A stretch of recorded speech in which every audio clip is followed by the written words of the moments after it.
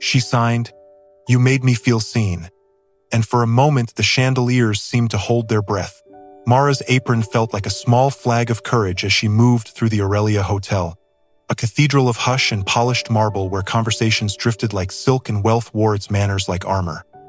2 weeks into service, she was still learning to disappear politely, a shy woman raised in the cramped warmth of a city flat where her mother worked nights and Jonah, her little brother, taught her the grammar of silence. And that afternoon, carrying a tray of glasses, she approached table 9 and found an older woman whose face had been practiced into polite calm and a man whose impatience sat in the crease of his suit.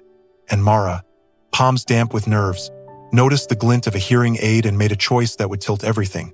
Before we go any further, if this is your first time watching one of our videos, we'd love for you to hit that subscribe button. Your support means the world to us, and it helps us bring you even more powerful stories. Stick with us till the very end. And if the story moves you, drop your thoughts in the comments and share it with a friend. Now, let's begin. She had learned sign in the kitchen while the kettle hissed and the apartment lit in small orange pools, Jonah correcting her clumsy fingers with a grin that refused pity, and the gestures became a private music that could soothe fevers and fill long hospital nights with stubborn human normalcy. So when Mara noticed the older woman's hearing aid and chose to sign the menu instead of reciting it aloud, the action was at once professional and personal, a quiet offering that reached Eleanor like sunlight through blinds, and the older woman's face softened as recognition widened her eyes into something like astonished joy. Lucas at the table was a figure carved by boardrooms and clean decisions, a man who measured life in quarterly reports and neat outcomes, and watching his mother respond with such joy to a stranger's hands unsettled him more than a missed deadline ever could. He leaned forward out of habit and stayed there from curiosity, seeing how Mara's fingers gave his mother back not only information but the dignity of being addressed directly.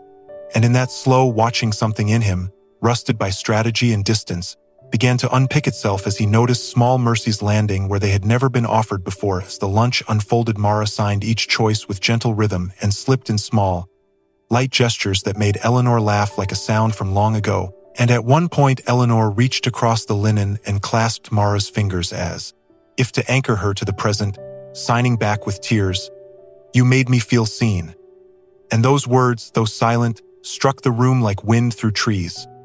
Mara felt Jonah at her shoulder in memory, his small hand finding hers, and the sorrow she had carried for 2 years unlatched a little as compassion passed between two women who had never shared a language until that moment. And Lucas, stunned into feeling, asked quietly about Mara's life and learned of the nights spent translating the world for a child who could not hear.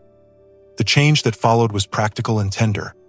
The Aurelia began offering sign workshops to staff in memory of Jonah, rearranging training so disability felt like competence rather than burden, and Lucas arranged for a scholarship that would let Mara study special education, a quiet, unannounced kindness that promised an education beyond polished floors and polite invisibility. The ripple went beyond the hotel. Guests who witnessed the exchange shared the moment online. Servers practiced new signs in back corridors, and what began as a single, brave gesture became an invitation for other places to notice the power of small attention.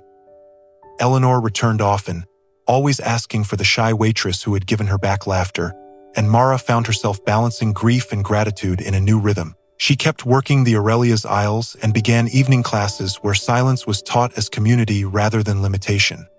Sometimes late, when the ballroom emptied and the city lights stitched the horizon, she would press her palms to the glass and speak Jonah's name inside her, remembering how small hands had taught her a whole vocabulary of tenderness. She learned that small attention rearranged rooms. A nod, a sign joke, a patient pause could loosen decades of awkwardness. Colleagues, once brisk, began to check on each other. Guests felt safer bringing elders, and the hotel, once measured by reservations and tabulated privilege, gradually measured itself by how many times people left feeling less alone than when they arrived. And Mara felt quietly brave every morning. If this story touched your heart, please like, share, and comment, and tell us where you're watching from so we can appreciate you. Her hands kept the memory of Jonah alive, and the hotel learned, slowly and beautifully, that compassion costs nothing but truly changes everything, because kindness always wins.